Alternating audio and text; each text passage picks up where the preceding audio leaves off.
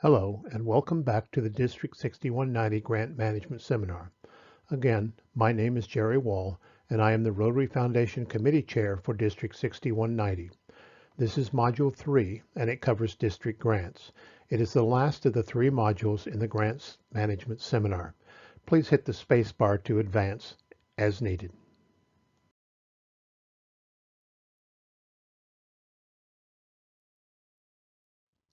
Again, here is how you will successfully complete the seminar. First, you will watch this final module. After you complete this module, take the review quiz for this module, as well as any of the others you did not take earlier. You must successfully complete all 3 modules to obtain credit for the Grant Management Seminar. You will need to use the SurveyMonkey to take the quiz, and the link to the SurveyMonkey is found on the district's DACDB website. After you have successfully completed all 3 quizzes, email Holly Healy at the address on the initial screen.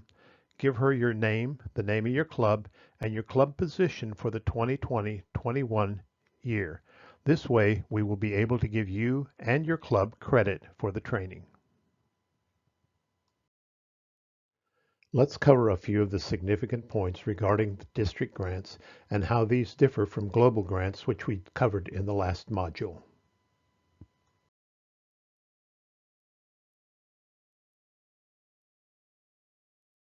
First, it is important to review again what a club must do to be eligible to receive a district or global grant for the upcoming grant cycle.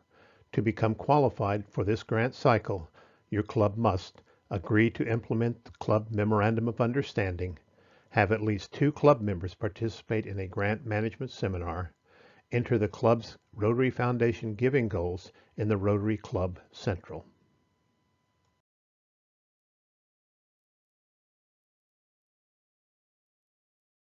You must also appoint a club foundation committee chair and advise RI and the district office of the name and contact information for this individual.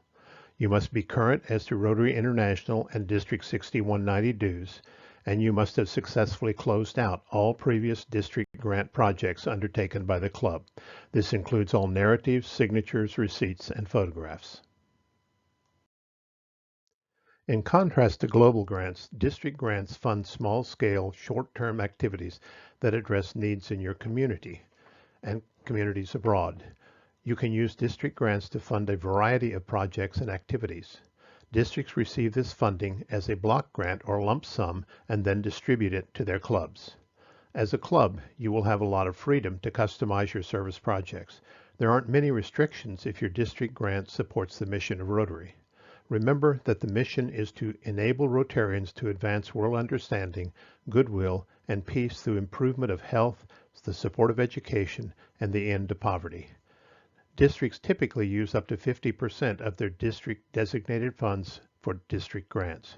While districts aren't required to request the full 50% available, District 6190 normally does so, and you can help by providing high-quality, complete grant applications.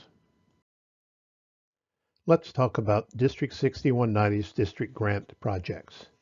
The grant amount awarded will vary between clubs. As I will explain later, the amount is based on several factors.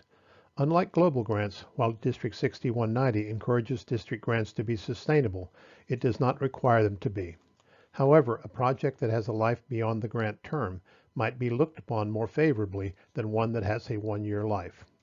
Youth services projects are potential district grants. For instance, the costs associated with an interact activity would be a permissible project. Unlike global grants, construction projects are allowed. Brick and mortar projects are problematic to a global grant project due to issues such as building ownership during the lifetime of the project. That is not the case with district grants, as historically the projects have included construction of such items as park pavilions, showers for outdoor youth facilities, and the like. Also, clubs do not need to create a separate checking account for the local grant project. However, you must maintain a ledger and listing of revenues and expenses such that you can identify all costs and sources of income associated with the project. Partnerships among clubs are encouraged as up to 3 clubs may participate in a partnership within a grant, as this will allow the grant amount to increase and by doing so magnify the impact of the project. Finally, please remember to document your project through photographs and submit these photographs along with your final report. And remember that District 6190 has a newsletter whose editor loves to include photographs to show the accomplishments of your club. I would like to alert you to the fact that there are a few restrictions associated with district grants, and those are: first, a club is not eligible for a district grant in 2020-21 if its previous year's district grant is still open. A grant is open when the club has not filed a final report or it filed a final report without the necessary supporting paperwork. Therefore, it is important for the incoming club president to work with the current club leadership to make sure that the club has properly closed out its current district grant. Second, a district grant cannot be used to help another organization's fundraising activities. For instance, it is not acceptable to purchase a table at a Chamber of Commerce fundraising dinner or to serve as a funding sponsor for a church's golf tournament.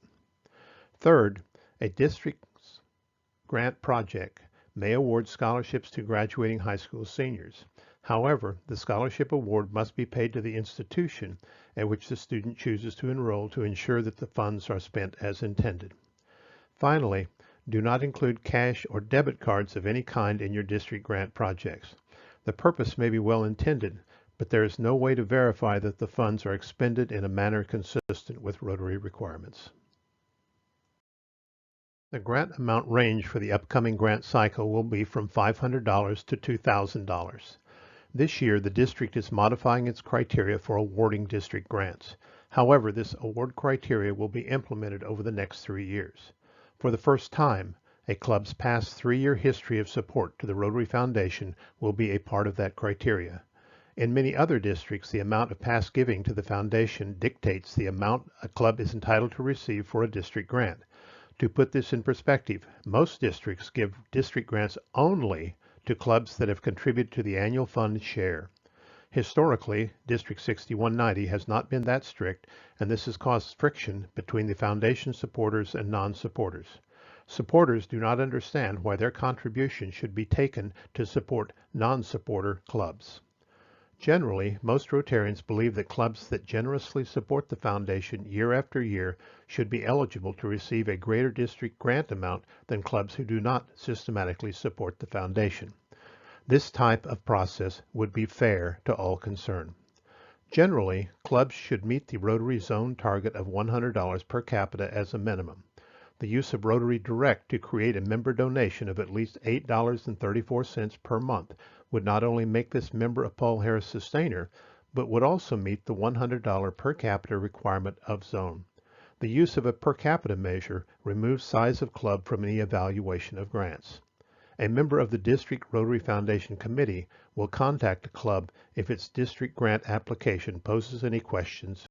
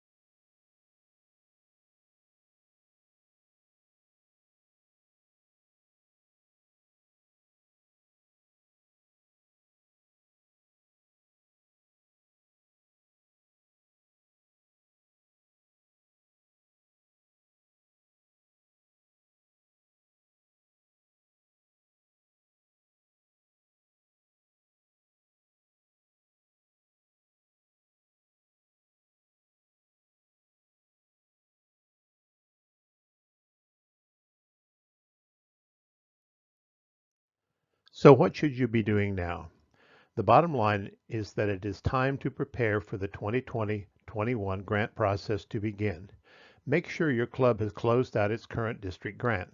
Successfully closing a grant means including all necessary paperwork, including copies of receipts, spreadsheets, and photographs, and making that final submission. Go to DACDB, click on Help, and then the Grant module, and watch the tutorial video to become familiar with the online process. Then print out the 3 documents about the process for later viewing. Remember that your club must have 2 signatures authorizing the submission of the grant. At least one of these should be the incoming 2020-21 president, and both need to have completed this grant management training. While anyone in your club can complete the grant application, assuming they have at least a level 4 security clearance in DACDB, which would be typical for all present and past officers, only the 2 authorized signatures can complete the application for submission to the district. Finally, be sure that your 2020-21 district grant application is submitted no later than May the 15th, 2020.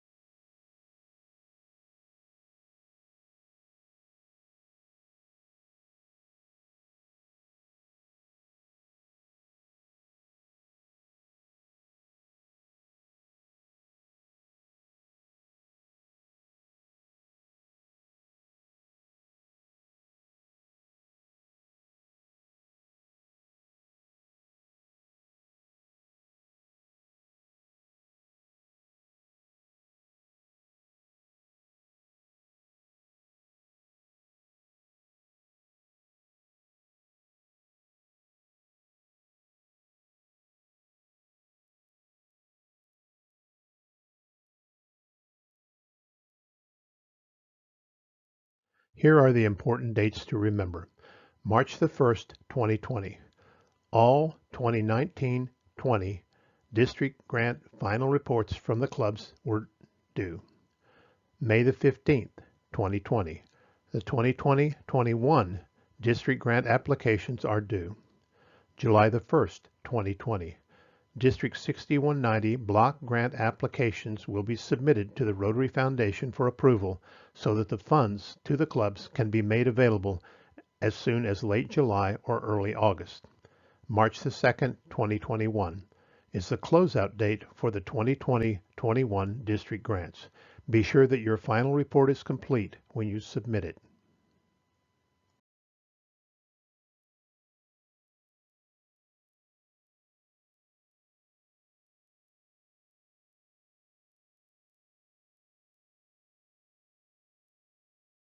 So what should you be doing now? The bottom line is that it is time to prepare for the 2020-21 grant process. May 15th will be here before you know it. Make sure that your club closes out its current district grant. Successfully closing a grant means making a final submission including all necessary paperwork such as copies of receipts, spreadsheets that balance revenues and expenditures, and including photographs for the district newsletter and RI. Be sure to submit your club's MOU as soon as possible, with both the current president and the president-elect having signed it. Use this opportunity to become familiar with DACDB and the capabilities it offers, including membership tracking, emailing, publishing a directory, and easy stories. And of course, most importantly, for this presentation, its grant application. Remember that your club must have 2 signatures authorizing the grant submission. While anyone in your club can complete the grant application, assuming that they have at least a level 3 security in DACDB, which would be typical for all present and past officers, the 2 persons authorized to complete the application must submit it to the district. Finally, be sure that your 2020-21 district grant application is submitted no later than May 15th, 2020.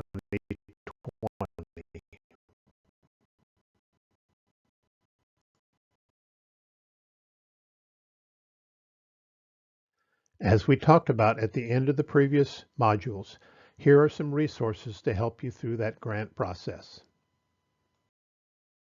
The most important of these resources right now for you is DACDB. To prepare to use this online application, you need to sign into DACDB and assure that you can see the Grants module among the icons shown under your club. Don't forget to include your club number when you sign in. If you do not do this, DACDB will not know where to place you. If you cannot see the Grants module icon on the My Club page, go to Setup, click on the gear wheel in the upper right corner of the page, and drag and drop the Grants module from the white area at the bottom of that page into the yellow area higher on that page as is shown in this slide.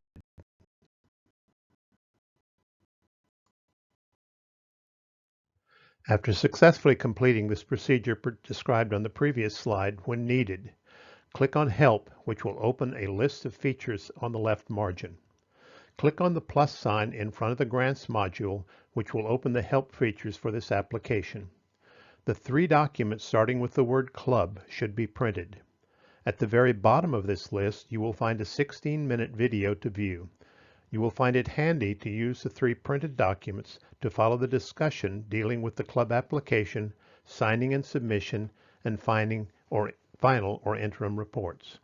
I want to emphasize that it is strongly recommended that you print out the 3 documents and then watch the tutorial video provided by DACDB to better understand how to use and fill out the online application.